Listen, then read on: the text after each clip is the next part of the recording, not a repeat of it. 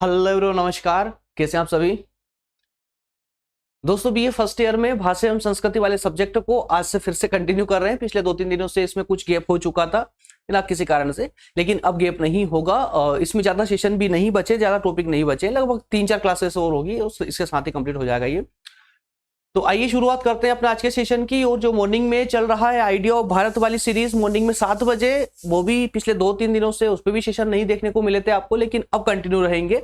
अब कोई गैप नहीं होगा और सभी क्लासेस डेली टाइम पर ही होगी, है ना। मॉर्निंग की क्लासेस भी टाइम पर होगी और इवनिंग की क्लासेस भी, सभी क्लासेस टाइम पे होगी। आइए आज के सेशन में हम चर्चा करेंगे हिंदी व्याकरण की। और हिंदी व्याकरणों के अंतर्गत पर्यायवाची शब्द, विलोम, अनेकार्थी शब्द, युग्म, कई प्रकार के शब्दों पर हम चर्चा करेंगे। कंप्लीट हमारा ध्येय आज का ये होगा कि जितने प्रकार के शब्द होते हैं उन शब्दों पर पूरे विस्तार से चर्चा करेंगे। चर्चा करने के बाद में इसके जो महत्वपूर्ण प्रश्न उत्तर है, जैसे कि हमसे एग्जाम में पूछे जाते हैं वस्तुनिष्ठ प्रश्न उत्तर, उन पर हम चर्चा करेंगे अंतिम रूप से। क्लियर है? और ये सभी सेशन बीए, सिर्फ बीए वालों बच्चों के लिए नहीं है, बल्कि बीकॉम वाले, बीएससी वाले, बीबीए या बीए एलएलबी वाले बच्चे भी एज इट इज इसको फॉलो कर सकते हैं, क्योंकि फाउंडेशन आप सभी का एक ही होता है। फाउंडेशन में कोई परिवर्तन नहीं होता, कोई चेंजेस नहीं होता है। वो जो नए स्टूडेंट है वो देख ले, बीए के लगभग सभी सब्जेक्ट हमारे द्वारा इसी प्लेटफॉर्म पर पढ़ाए जा रहे हैं आपको। इनमें से कई सब्जेक्ट तो ऐसे हैं जो कंप्लीट भी करवा दिए गए हैं। प्लेलिस्ट में जाएंगे तो आपको आसानी से मिल जाएंगे। प्लेलिस्ट में जाइए, सर्च कीजिए, देखिए अच्छे से, जो सब्जेक्ट आपका हो आप वहां से आसानी से पढ़ सकते हैं। प्रत्येक लेक्चर की डिस्क्रिप्शन में उसकी नोट्स की भी लिंक दी गई है ना। आइए, तो ये थर्ड यूनिट का कहें तो थर्ड यूनिट आज से हम स्टार्ट कर चुके हैं और थर्ड यूनिट का पहला ही टॉपिक ये होने जा रहा है, जिसमें हम विलोम, अनेक शब्द, अनेकार्थी शब्द, है ना, और कई शब्द युग्मों को हम देखने वाले हैं, इसमें चर्चा करने वाले हैं। उसके बाद अगला जो टॉपिक होगा उसमें हम संधि की बात करेंगे। आइए शुरू करें। उससे पहले शब्द पर आज हमारी कंप्लीट चर्चा होगी, तो उसके लिए जरूरी है कि पहले हम शब्द को तो समझ लें कि शब्द एक्चुअल में क्या होता है। कितने लोग, मुझे बताइए, कितने बच्चे इसकी परिभाषा दे सकते हैं मुझे शब्द की?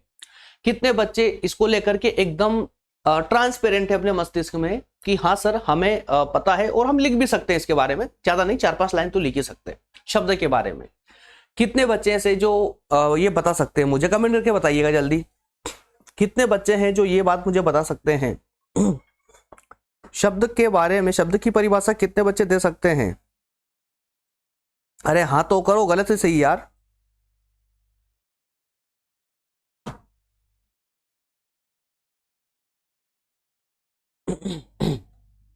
कोई बात नहीं, थोड़ा मॉर्निंग टाइम है। चलिए, शब्द को, सबसे पहले शब्द को समझ लेते हैं कि शब्द का अर्थ क्या है, शब्द एक्चुअल में कहते हैं किसे हैं। जो भी आप पढ़ रहे हैं, देख रहे हैं, ये क्या है? ये पूरा एक पैराग्राफ है ना। ये 2 लाइन का है जो लिखा बना हुआ है, ये पूरा क्या है? एक पैराग्राफ है। पैराग्राफ किससे मिलकर के बना हुआ है?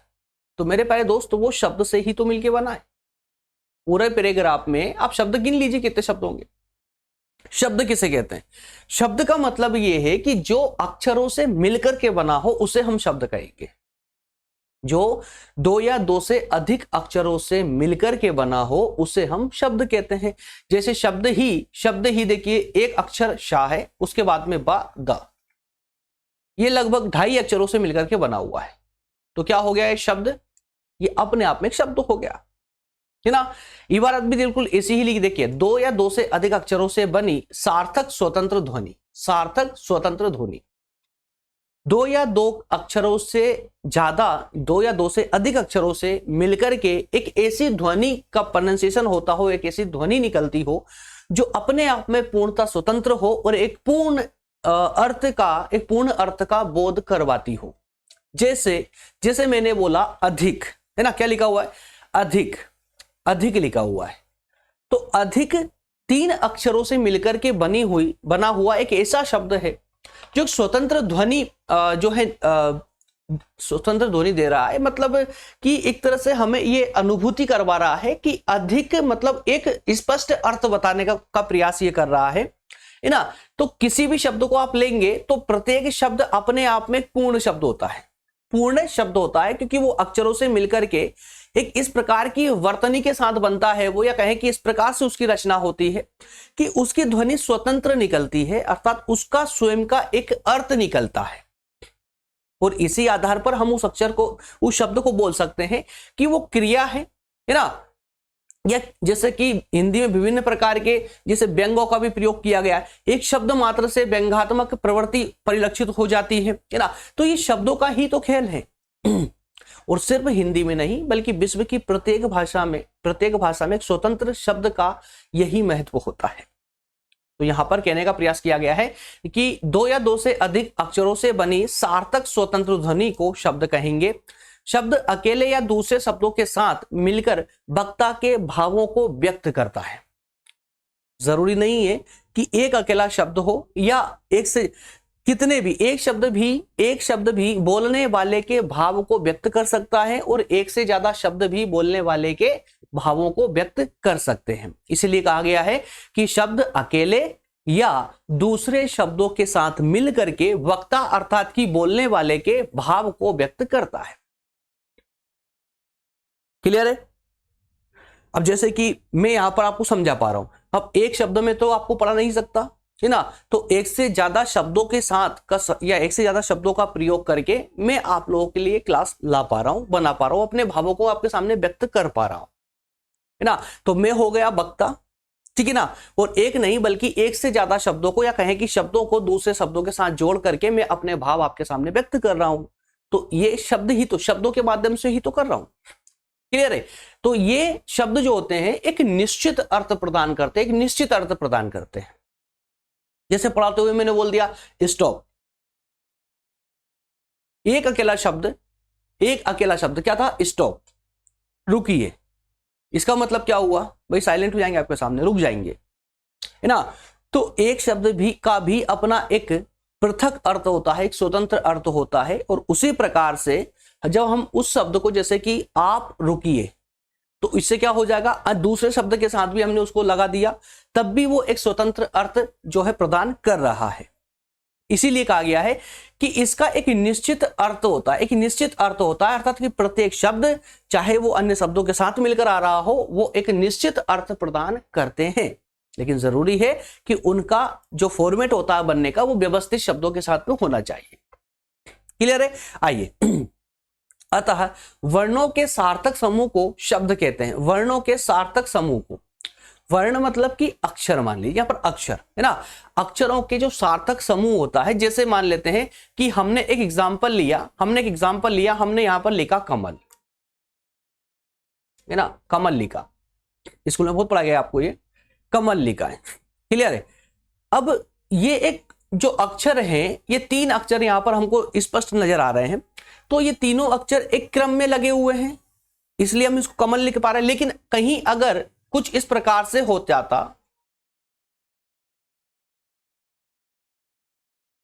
तो क्या ये व्यवस्थित फॉर्मेट है?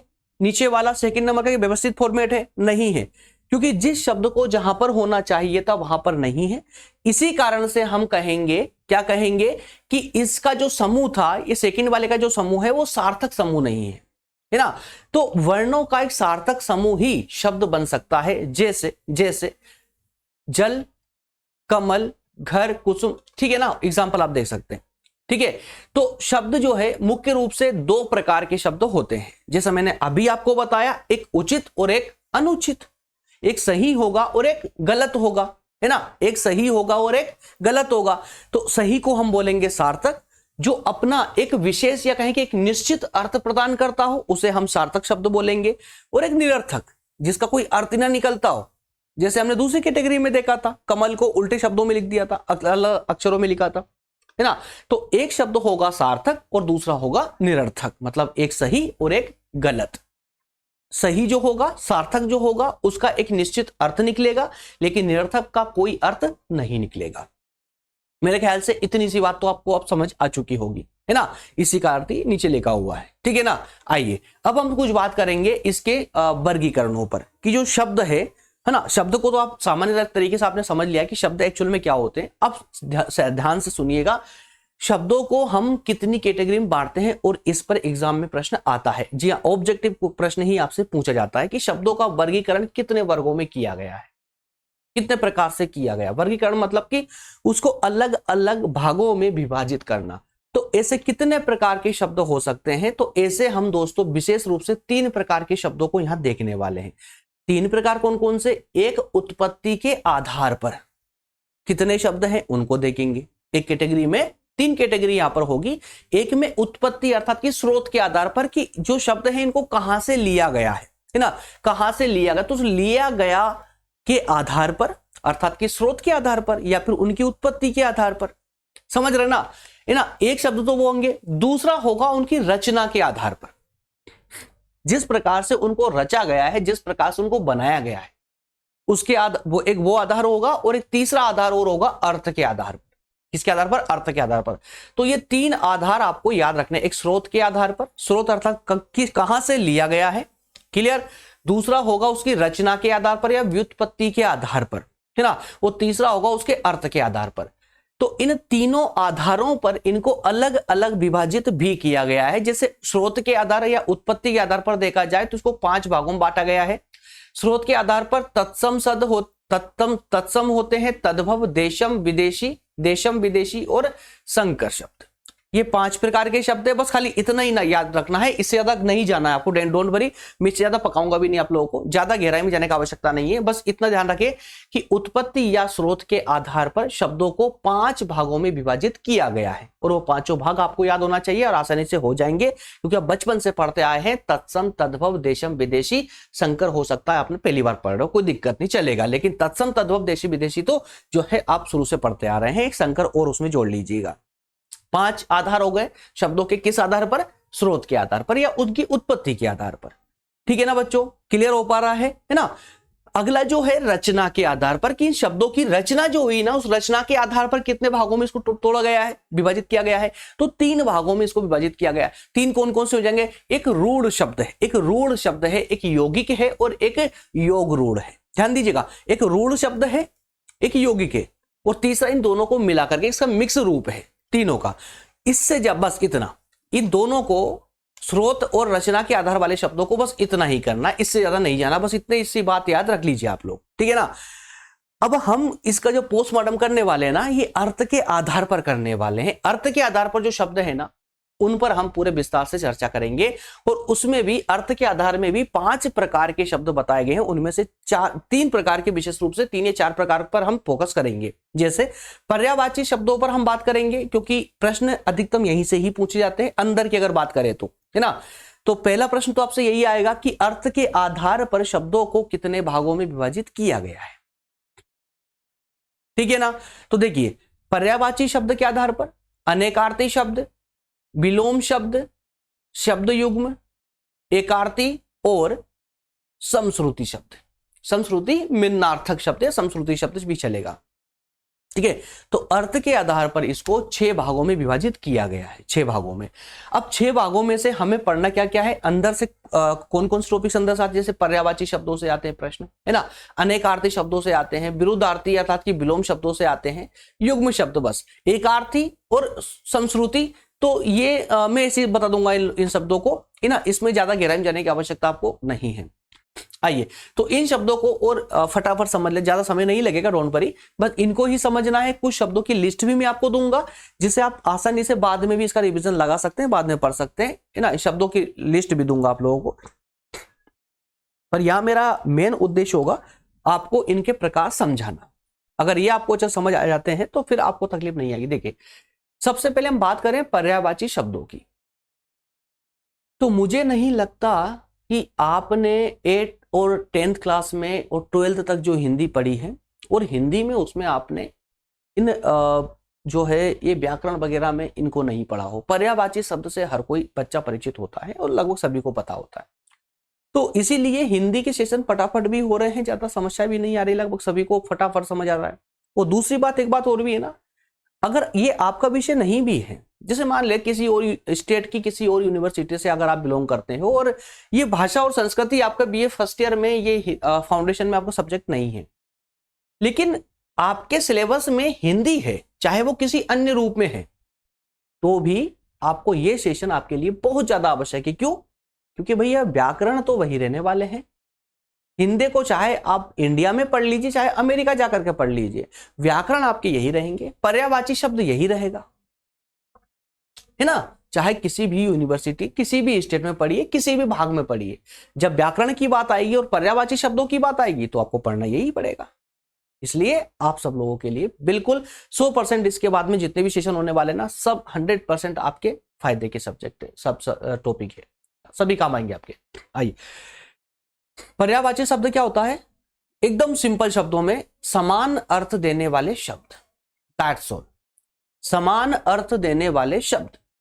हम कुछ शब्दों को ले आए और किसी भी शब्द को जब हम पढ़ते हैं ना, तो उसका अर्थ जो है हमें लगभग एक समान दिखता है, एक जैसा ही दिखता है ना। तो पर्यायवाची शब्द कहलाते हैं, समान अर्थ देने वाले शब्द पर्यायवाची शब्द कहलाते हैं। अर्थात एक अर्थ को प्रकट करने वाले अनेक शब्दों को पर्यायवाची शब्द या समानार्थी शब्द कहते हैं। मेरे ख्याल से समझ आ गया होगा, कुछ भी एक्स्ट्रा बताने की जरूरत नहीं है मुझे, है ना।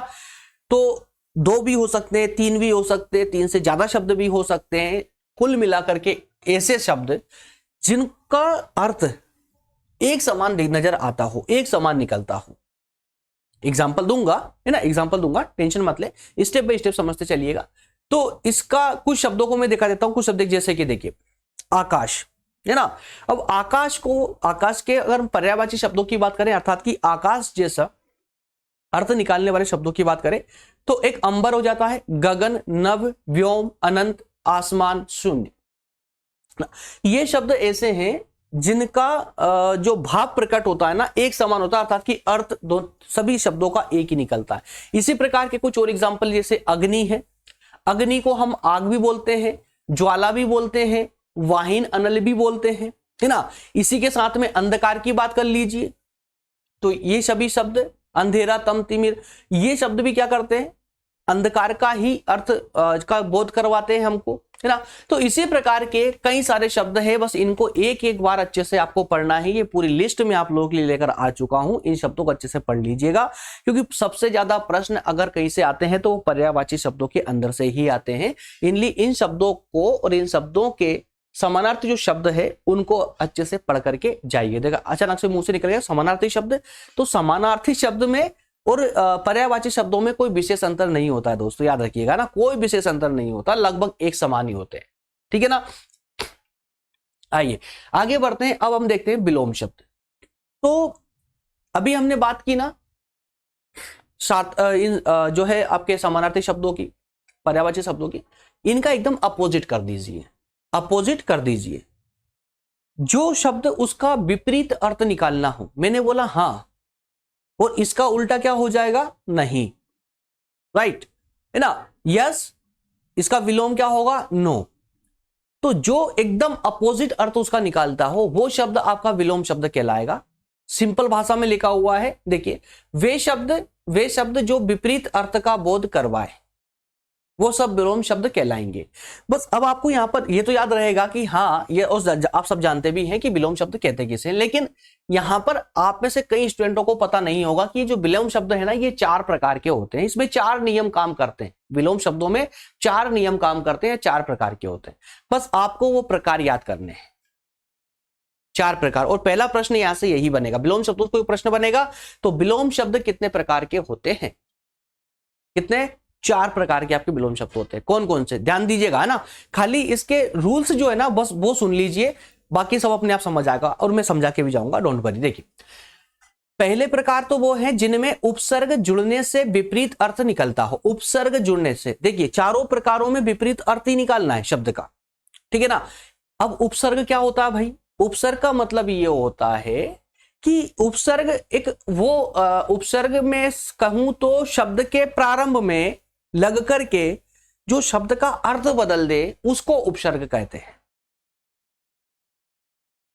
उपसर्ग एक अक्षर भी हो सकता है, एक शब्द भी हो सकता है। उपसर्ग जो है एक अक्षर भी हो सकता है, एक शब्द भी हो सकता है, एक मात्रा भी हो सकती है। लेकिन जैसे ही ये किसी भी शब्द के आगे चिपक जाए ना, तो उसका पूरा अर्थ ही अपोजिट कर देता है, अर्थ ही बदल देता है, उसको नकारात्मक बना देता है। जैसे कुछ उपसर्गों की संख्या में यहाँ पर लेके आया हूं आप लोगों के लिए। वैसे तो उपसर्गों का प्रयोग जो है ना संस्कृत भाषा में किया गया है। वो संस्कृत भाषा में ऐसे 22 उपसर्ग आपको देखने को मिलेंगे। कितने? 22 उपसर्ग, है ना। तो उनमें से कुछ उपसर्ग जैसे ये लिखे हुए हैं। तो अब एग्जाम्पल लेते हैं, जैसे आ उपसर्ग से देखिए, ज्ञान शब्द था, ज्ञान शब्द के आगे ये उपसर्ग आकर के चिपक गया आ, तो क्या बन जाएगा? अज्ञान बन गया। ठीक है ना। इसी प्रकार से स्पष्ट है, स्पष्ट के आगे आ लग गया, आ उपसर्ग के रूप में लग गया, तो क्या हो गया? अस्पष्ट। ज्यादा समझाने की मुझे आवश्यकता नहीं है। दूसरा उपसर्ग ले लीजिए अन, ठीक है। क्या है ये? तत्सम शब्द है। अब ध्यान दीजिएगा, अर्थ है, अर्थ के आगे अन लग चुका है, तो क्या हो गया? अनर्थ हो गया। समझ पा रहे हैं ना आप लोग? ठीक है ना। अर्थ के आगे अन लग गया। अब देखिए कैसे, अब आप कहीं यहां पर कुछ तो कंफ्यूजन आप लोगों को होगी कि सर ये अन कहां से आया, पहले से आ तो पहले से ही था, है ना। अब मैं बताता हूं आप लोगों को, ध्यान दीजिएगा। देखिए हम इसकी बात कर रहे हैं, ये है हमारा उपसर्ग। ध्यान सुन लीजिएगा, आगे बहुत काम आने वाला है। ये इसका मतलब होता है सलंत का कि ये आधा ना है, पूरा ना नहीं है। पहली बात क्या लिखा हुआ है? अर्थ। अलग अलग लिखते हैं हम इसको, अर्थ। ठीक है। अब इसमें हमको अन लगाना है, तो अब चलिए दोनों को हम एक साथ प्रयोग करते हैं, अन, ठीक है। और यहां लिखा हमने अर्थ, दोनों को जोड़ देंगे, दोनों को जोड़ेंगे तो देखिए ये आ रहेगा, ये आ रहेगा, आ लिख दिया हमने, क्लियर है। ये कितना है? आधा ना है, ठीक है ना। लेकिन आगे हमको दिख रहा है कि ये छोटा आ है, मतलब कि अगर छोटा आ आधा ना से चिपक जाएगा, जुड़ जाएगा, तो क्या बन जाएगा? एक पूरा ना बन जाएगा, एक कंप्लीट ना बन जाएगा। तो हमने कंप्लीट ना बना दिया, ठीक है। तो तीनों कंप्लीट। अब बचा क्या? क्या बन गया? अनर्थ हो गया, है ना। अरे भाई अनर्थ हो गया मतलब कि अनर्थ शब्द बन गया ना, ठीक है ना। तो इसी प्रकार से अन का प्रयोग बाकी सभी शब्दों में हुआ है, क्लियर। इसी तरह से और भी जो उपसर्ग है, अब आप खुद स्वयं समझ सकते हैं। वी, तो सिंपल सा, पक्ष के आगे बी चिपक गया, विपक्ष हो गया। देश के आगे वी लग गया, विदेश हो गया, क्लियर है ना। इसी तरह से बाकी सभी जो भी आपके उपसर्ग है, सभी का मैंने प्रयोग यहां दिया है। जब पीडीएफ डाउनलोड करेंगे आप आसानी से पढ़ेंगे, एक ही बार में समझ आएगा, है ना।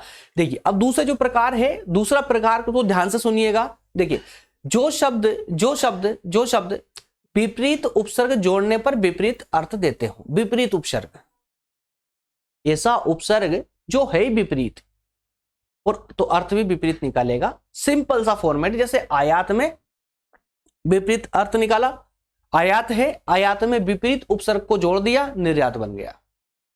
उत्कर्ष अपकर्ष हो गया, सौभाग्य आपका दुर्भाग्य हो जाएगा, सबमुख विमुख हो जाएगा और सुगंध दुर्गंध में परिवर्तित हो जाएगी।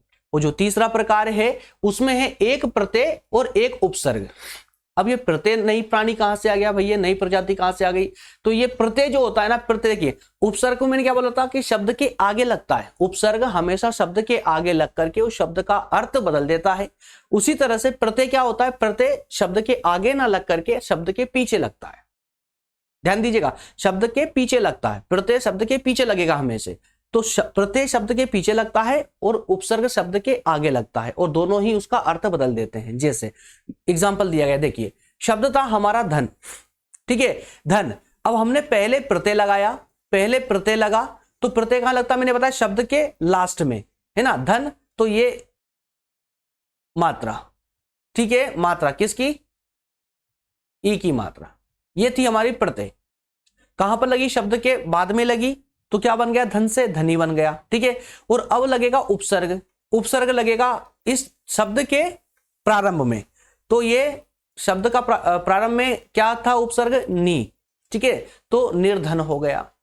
ध्यान दीजिएगा, जो दो शब्दों का जोड़ा होता है तो उस शब्द का जोड़ा कैसे बनता है? शब्द एक ही होता है। जैसे कि हमने एग्जांपल लिया ईमानदार, ईमान था, ईमान, तो ईमान के पीछे हमने उसमें प्रत्यय जोड़ा तो ईमानदार हो गया, और उसी में उपसर्ग जोड़ दिया तो बेईमान हो गया, ठीक है। एक पॉजिटिव और एक नेगेटिव। प्रत्यय पॉजिटिव ही रहेगा और जो उपसर्ग जोड़ेगा वो उसको नेगेटिव कर देगा। इज इट क्लियर, है ना। 4 एग्जाम्पल मैंने आपको लोगों को दिए हैं, चारों एग्जाम्पल से आपको बस आप इतना कर लेंगे ना, किसी में पावर ताकत नहीं होगी। इतना भी आप ग्रामर में याद कर लीजिए। और ग्रामर तो मैं आपको जब हिंदी साहित्य पढ़ाऊंगा ना, उसमें ऐसी भयंकर ग्रामर देने वाला हूं कि यार ना, या तो आप क्लास छोड़कर भाग जाएंगे, और अगर टिक गए क्लास के अंदर तो मैं वास्तविक रूप से बोल रहा हूं कि हिंदी ग्रामर में फिर आपका कोई सामना नहीं कर पाएगा। इतनी खतरनाक ग्रामर देने वाला हूं, फर्स्ट ईयर में ही हिंदी साहित्य के अंदर देने वाला हूं आप लोगों को। पूरी बारीकी से एक एक बिंदु पर हम बात चर्चा करेंगे। लेकिन अभी सामान्य हिंदी में जितने आपके एग्जाम के लिए आवश्यक है ना, उतना मैं आपको देकर जाऊंगा, अन्यथा आप बोर हो जाएंगे, बोलेंगे सर क्या है ये, इसमें ऑब्जेक्टिव क्वेश्चन तो टिक करना है और आप इतना गहराई में लेकर जा रहे हो, तो ना तो थोड़ा सा ध्यान हमको वो भी रखना पड़ता है। चलिए अगला जो प्रकार है, 3 प्रकार आपको समझ आ गए ना। एक में प्रत्यय जुड़ेगा, माफ कीजिएगा उपसर्ग जुड़ेगा, है ना, उपसर्ग जुड़कर उसका अर्थ पलट देगा। दूसरे में विपरीत उपसर्ग जुड़ेगा, तीसरे में प्रत्यय और उपसर्ग जुड़ेगा, ठीक है। और चौथा जो है वो एक स्वतंत्र शब्द होता है। स्वतंत्र शब्द होता है विपरीत। एक सकारात्मक शब्द के साथ में एक नकारात्मक शब्द स्वतंत्र जुड़ता है, जैसे पाप के साथ पुण्य, लाभ के साथ हानि, आकाश के साथ पाताल, आदि अंत देश विदेश, ये एकदम स्वतंत्र शब्द है, ठीक है। तो ये 4 प्रकार होते हैं विलोम शब्दों में, बस ये 4 प्रकार होते हैं। आगे बात कर लीजिए अनेकार्थी शब्दों की। अनेकार्थी मतलब एक ऐसा शब्द, एक ही शब्द के अर्थ अनेक निकलते हैं।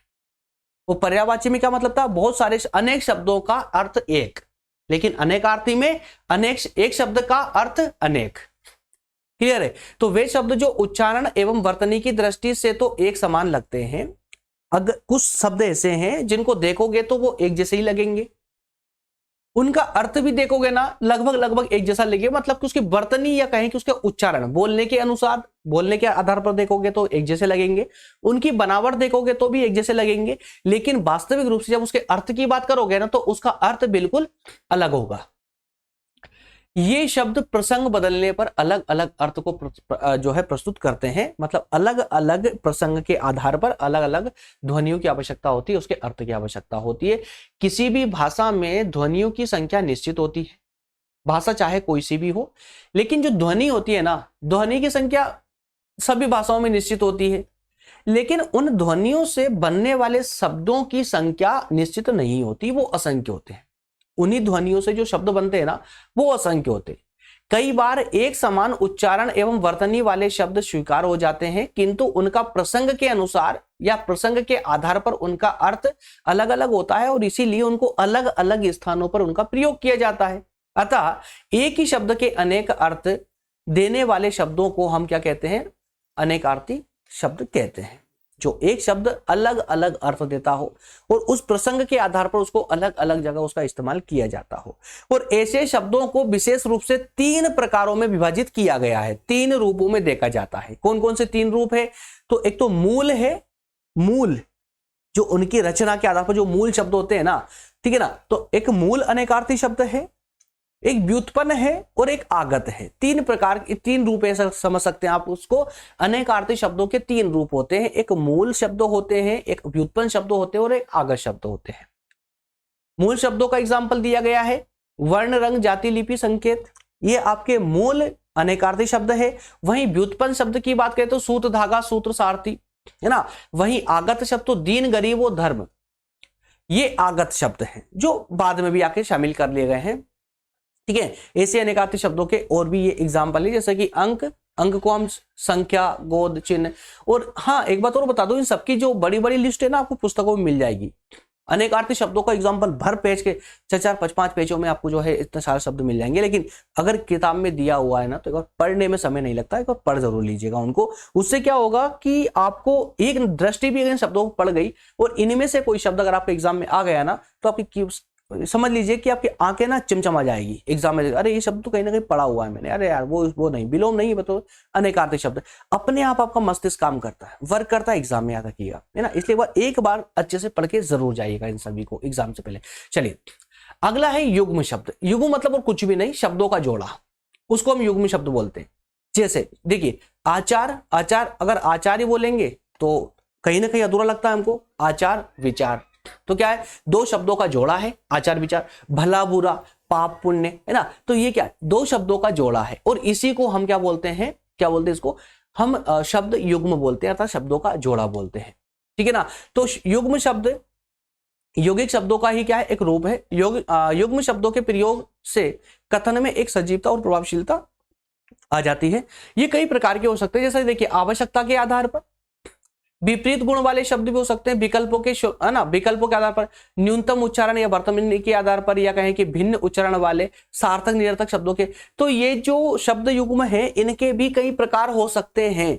पर अब देखिए हो सकते हैं, एग्जैक्टली नहीं है कि आप ये 6 प्रकार याद रखो। अगर बस पढ़ लीजिएगा अच्छे से, याद रहेंगे, बहुत अच्छी बात है। तो शब्द युग्म मतलब कि सिंपल सा अर्थ समझ लीजिए, शब्दों का जोड़ा ही शब्द युग्म कहलाता है। और इनको विशेष रूप से अगर देखा जाए तो ये कई तरह के हो सकते हैं, कई तरह के। अब ये 6 तरीके मैंने इसके बताए हैं, इससे भी ज्यादा होंगे, है ना। तो इनमें से जो भी आपको याद रह जाए उतना कम से कम देख लीजिए। जैसे आवश्यकता के आधार पर शब्दों का जोड़ा, आवश्यकता के आधार पर, है ना, ये मिलते जुलते या एक समान अर्थ देने वाले शब्द, या विपरीत गुण वाले शब्द भी हो सकते हैं, है ना। जैसे पाप पुण्य, क्या है ये, विपरीत गुण वाले, है ना, भला बुरा, आचार विचार। तो इसी प्रकार से न्यूनतम उच्चारण वाले, आइए थोड़ा सा एग्जांपल हम जो है आगे चलकर ले लेंगे यार। वैसे एग्जांपल ठीक है, एग्जांपल आपको मिल जाएंगे, मैं आगे बताता हूं आपको, ठीक है ना। आइए अब हम जो है अगले पार्ट में इसके जो महत्वपूर्ण प्रश्न उत्तर है उस पर डिस्कस कर लेते हैं। ज्यादा नहीं है, कम ही प्रश्न उत्तर है, लेकिन अब ध्यान दीजिएगा, जो आपने अभी तक सुना है, समझा है, जो मुझे बर्दाश्त किया है ना आप लोगों ने, अब उन्हीं को मैं यहां पर प्रश्न उत्तर के माध्यम से आपको सामने प्रस्तुत करने वाला हूं।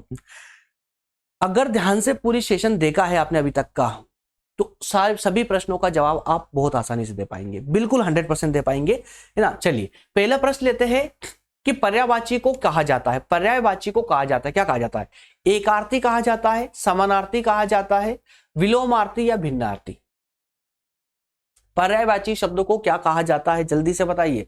पर्यायवाची शब्द कैसे शब्द होते हैं, एकार्थी होते हैं, एक समान अर्थ देने वाले, समानार्थी, एकार्थी एक अर्थ देने वाले शब्द होते हैं, या समानार्थी शब्द होते हैं, समानार्थी जो एक समान अर्थ निकालते हो, या विलोमार्थी विलोम निकालने वाला है, भिन्नार्थी। इसलिए बताइए कौन सा होगा इसका ऑप्शन, जल्दी, हाँ ठीक है ना, ऑप्शन बी करेक्ट हो जाएगा, ऑप्शन बी करेक्ट हो जाएगा इसका। समानार्थी शब्द होते हैं ये, ठीक है ना। पर्यायवाची शब्द अलग है, फूल का समानार्थी नहीं है, फूल का समानार्थी नहीं है, बहुत सिंपल सा है। पुष्प, कुसुम, सुमन और जलज, जल्दी से बताइए इसका आंसर क्या होगा। प्रश्न को ठीक से पढ़ लेना, गलती करोगे, है ना। ऑप्शन द करेक्ट होगा इसका, ऑप्शन द। प्रश्न ठीक से पढ़ना, ऐसी ही कंफ्यूजन होती है एग्जाम में। प्रश्न में कोई विशेषता नहीं थी, प्रश्न के फॉर्मेट में विशेषता थी। हम जल्दबाजी में पढ़ने में फूल का समानार्थी, बस नहीं पढ़ा हमने ना, नहीं पढ़ा क्योंकि इतना टाइम ही नहीं था। फूल का समानार्थी, और एग्जाम में देखेंगे यार पुष्प, सुमन, कुसुम, ये तो सब फूल के समानार्थी है। जलज ये कहां से आ गया, और ये आंसर कैसे हो गया, है ना। क्यों आंसर इसलिए हुआ क्योंकि यहां पूछा गया कि फूल का समानार्थी कौन सा शब्द नहीं है। तो पुष्प भी है, सुमन है, कुसुम है, बस जलज नहीं है, इसलिए जलज इसका आंसर हो जाएगा। अगला प्रश्न है, शब्द युग्म से क्या आशय है, शब्द युग्म से क्या आशय है। तो शब्दों का प्रयोग, शब्दों का जोड़ा, या शब्दों का प्रयोग या शब्दों की संख्या, जल्दी से बताइए, ठीक है ना। अगला प्रश्न है, अगला प्रश्न, अंधकार का विलोम शब्द क्या होगा। अंधकार का प्रतिकूल, निराशा, मृत्यु या प्रकाश, ठीक है। अंधकार का विलोम उल्टा पूछा गया है, मतलब इसका राइट ऑप्शन क्या हो जाएगा, प्रकाश, ऑप्शन द करेक्ट हो जाएगा। नेक्स्ट प्रश्न है, अनेकार्थी शब्द का उपयोग, अनेकार्थी शब्द का उपयोग होता है, कहां पर उपयोग होता है।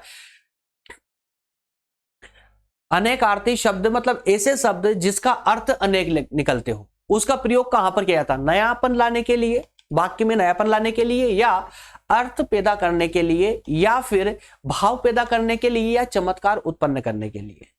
इसका राइट ऑप्शन होगा द, चमत्कार उत्पन्न करने के लिए। अनेकार्थी शब्दों का प्रयोग, चमत्कार मतलब क्यों, क्योंकि जैसे जैसे प्रसंग बदलता है वैसे वैसे शब्दों के भाव भी बदल चले जाते हैं। एक ही शब्द के अर्थ अलग अलग निकल जाएंगे, याद रखिएगा, शब्द एक ही रहेगा लेकिन उसका अर्थ अलग निकलेगा, है ना। तो इसीलिए कहा गया कि चमत्कार उत्पन्न करने के लिए। अगला प्रश्न है, शब्द के प्रकार, शब्द कितने प्रकार का हो सकता है, सार्थक, निरर्थक, दोनों, या कोई नहीं, बताइए। पहले वाक्य में आपने पढ़ा था, ये शब्द के अर्थ में ही पढ़ लिया था आप लोगों ने। शब्द के कितने प्रकार से हो सकते हैं शब्द, या सार्थक है, निरर्थक है, या दोनों प्रकार के, सार्थक और निरर्थक दोनों है। तो इसका ऑप्शन सा करेक्ट हो जाएगा, सार्थक और निरर्थक दोनों है, इसलिए आ और बा दोनों करेक्ट हो जाएंगे।